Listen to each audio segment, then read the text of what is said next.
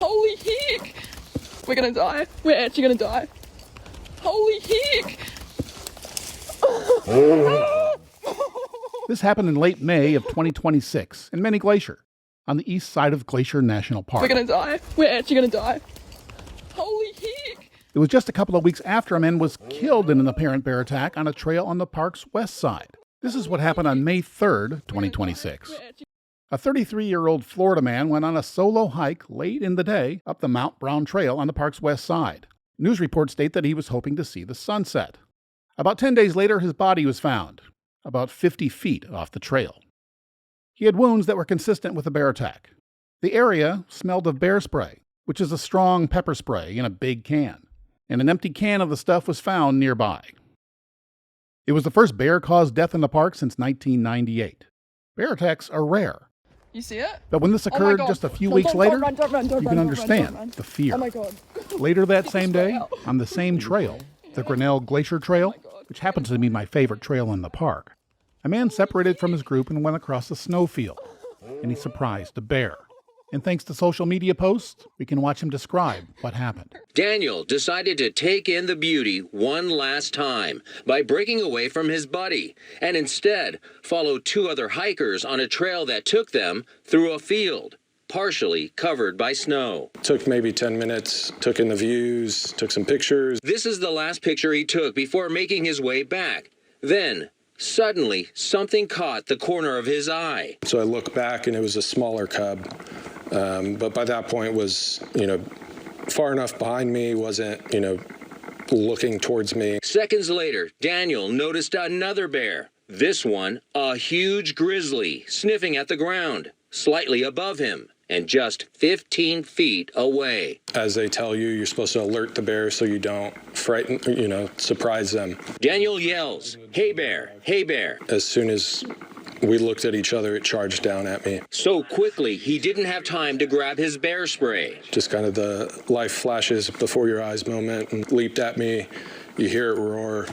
And I just kind of closed my eyes and put my arm up, bit down on my arm, dragged me a little bit and let me go. And I kind of did a flip, landed on my back, and had seen the bear as I land was running away. X-rays show how the powerful jaws of the bear snapped Daniel's right arm like a twig. It was just kind of a burning feeling. It wasn't like pain, just burning, and I kind of see my hand just kind of dangling there. Daniel screamed for help and strangers ran immediately to him. They called for park rangers and paramedics. They protected him and comforted him, including his hiking friend. There was thankfully a pediatric ER doctor who put the tourniquet on me and helped stop the bleeding and stabilize my arm to where it wasn't moving as best he could. Airlifted to a nearby hospital, Daniel began his long road to recovery. I hope that gives you an idea of just how quickly things can change out here. And it is their park. It's where they live. And they're willing to defend their ground, especially when there's cubs around. They estimate that there's about 1,000 bears in the park, and about 300 of those are the far more dangerous grizzlies. The rest are black bears. I've seen many of those in the park, and some were pretty close. But I've only seen a couple of grizzlies. One was way up on a hill on the Highline Trail, and another was also in June, and it was just a few feet from the Going to the Sun Road. Most often I just see grizzlies high up on the hill above the Swift Current parking lot, where there's a bear watching party every night in the summer. And that's how I like to see them, from far away. Because of my first trip to the park in 1994, I saw what a bear can do when he really doesn't want to share the trail with a hiker. This guy was trail running alone near sunset. He surprised a bear, the bear chased him, caught him, and by the time I saw him, he was completely covered in blood. They landed the helicopter in the Swift Current parking lot and flew him to the hospital. He had 4 surgeries the following week. That's always stuck with me. So whenever I'm on the trail, hey bear, I'm extra cautious. I follow the rules. No, I've never had to use the pepper spray, but I have turned back several times. When there's steaming bear scat, I turn back. When it's dry, I don't, but when it's steaming, I do. That hiker in 1994, he was mauled on the Iceberg Lake Trail. This is a trail that's often closed because of too much bear activity, and one year when I was there, I saw why. I was heading up to that lake, and a large crowd was heading in the other direction. because there was a bear cub family on the trail. It was a mama and 2 cubs, and based on the pictures they showed me, they looked like grizzlies. This was not a safe situation, and for some reason they still thought they were safe. They posed for pictures. They just don't know how lucky they were. That's not a good thing. So I waited a few minutes until somebody else came by and told me that he saw the bears get off the trail and head back up the slope. And I never saw the bears. And I'm not sorry about that at all. And when I got to the lake, I did see this curious little creature. Glacier is not Disneyland. It's not a theme park. It's a natural place with big, wild animals. There have been 11 fatal bear attacks in Glacier since 1967. They all involved grizzly bears. If you're a subscriber, you know that I've been making guides to Glacier for over 15 years, and all of them have some safety info in them. In part for legal reasons, the best source of information on how to stay safe in the park is on the park's website and in the pamphlets and newspaper they give you when you enter the park. Remember, you and your group are responsible for your own safety. And for some reason, people think that national parks and the animals in them are just like domesticated animals, apparently. And they do stupid things, like chasing after a bear with a camera. Don't be this guy. If you're in the car and you see a bear, don't get out of the car, even if it's a black bear. And be aware that bears aren't the only animals in the park. Moose are remarkably big. And if they don't want you there, they'll kick you out. Moose are awfully big. And again, they're wild animals. You never know exactly what they're going to do. They say even goats can be dangerous. And you may run into a bighorn sheep. Again, don't approach them, even if you're at Logan Pass. I've seen a coyote, and on one trail, I've seen this sign that there are mountain lions in the area. They're potentially even more dangerous than bears. A lot of people today travel with their pets, their dogs. But with all these wild animals roaming around, it should be obvious why dogs are not allowed on any of the park's trails. Dogs are allowed in the park, but they must always be on a leash. And you can't leave your dog in the car while you're on a trail.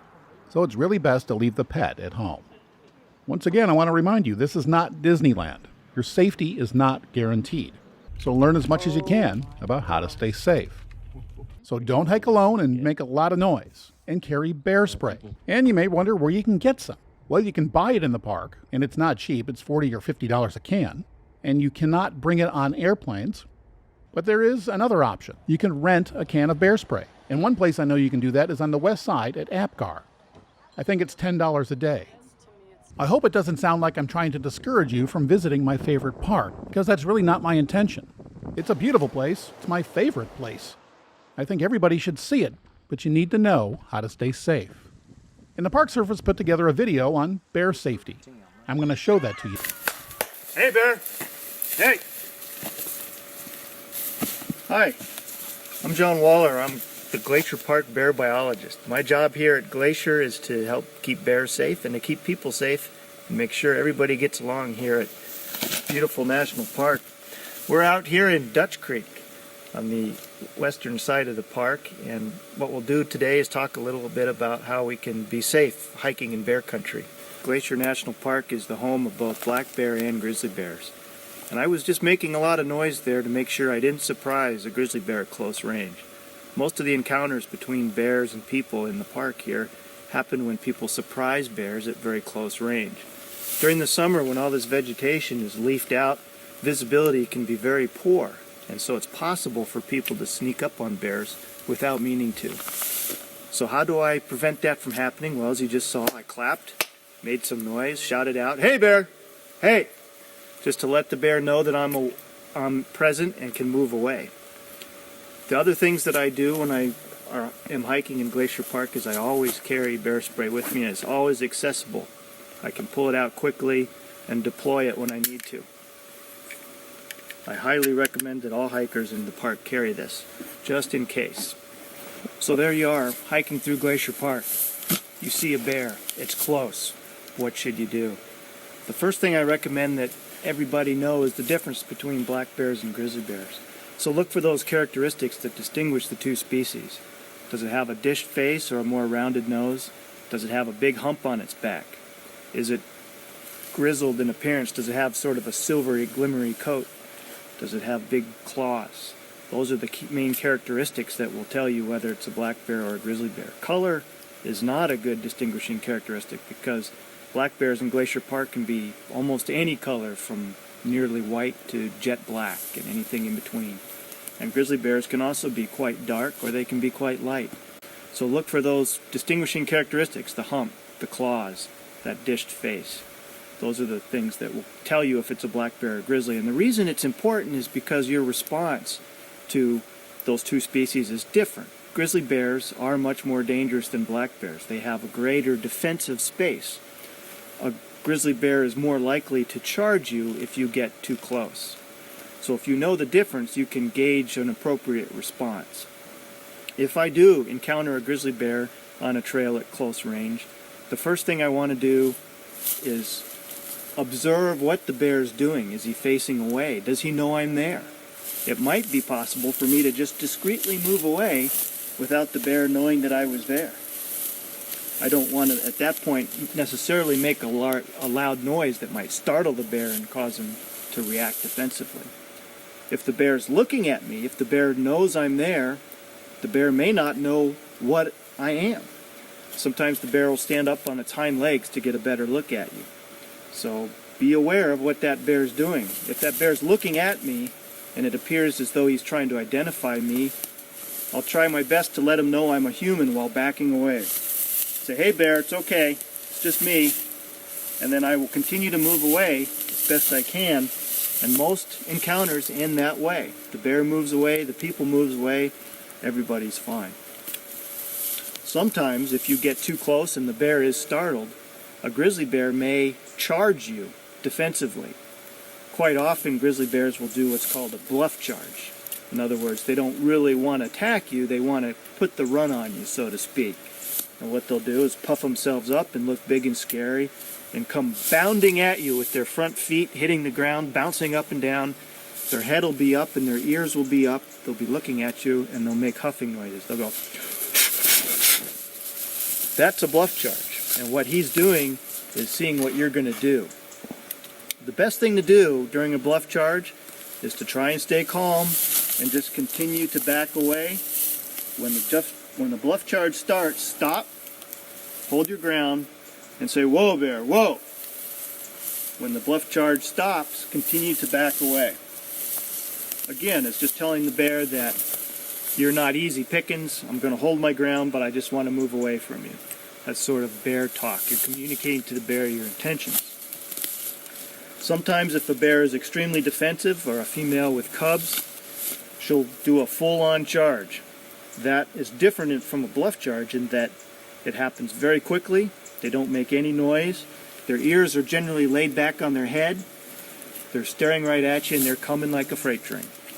And there's not much you can do in that situation except play dead. I think people often have a natural instinct to run when they see a bear.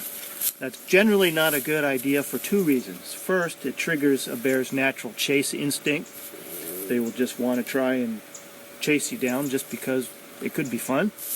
And the second thing is because you can outrun a bear.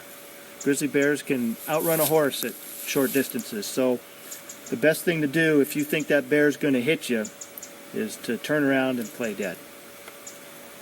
So if I had a bear coming at me, I would stand. If I didn't have bear spray, the next best thing is to fall flat on the ground with your feet spread apart.